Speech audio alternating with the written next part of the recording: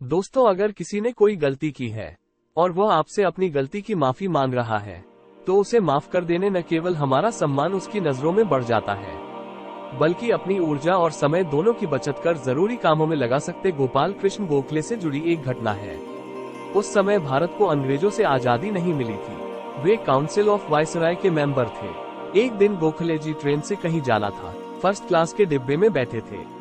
तभी एक अंग्रेज अधिकारी भी उसी डिब्बे में आकर बैठा।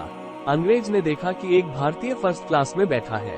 उसे गुस्सा आ गया। वो सोचने लगा कि भारत के लोग इस डिब्बे में कैसे चल सकते हैं। उसने गोखले जी का सामान उठाया और डिब्बे से नीचे फेंक दिया। उस समय गोखले जी के साथ उनका एक सहयोगी भी था। उसने अंग्रेज से कहा, क्या आप जानते हैं आपने किसका सामान फेंका है? ये वायसराय काउंसिल के मेंबर हैं। ये सुनकर अंग्रेज को अपनी गलती समझ आ गई। उसने तुरंत ही गोखले जी का सामान उठाकर डिब्बे में उसी जगह रख दिया और अपनी गलती की माफी मांगने लगा।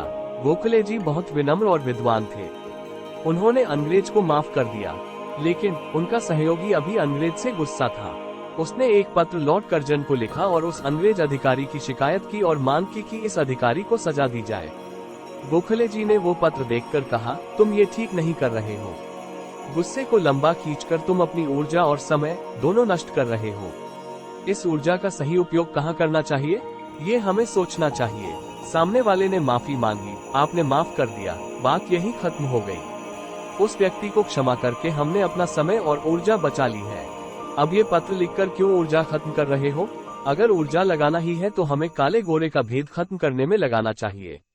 इस घटना से हमें ये सीख मिलती है कि अगर कोई गलती करता है और एहसास होने पर माफी मांग लेता है, तो उसे माफ कर देना चाहिए। अगर हम उस पर गुस्सा करेंगे, उसकी शिकायत करेंगे, तो इससे हमें क्या लाभ मिलेगा?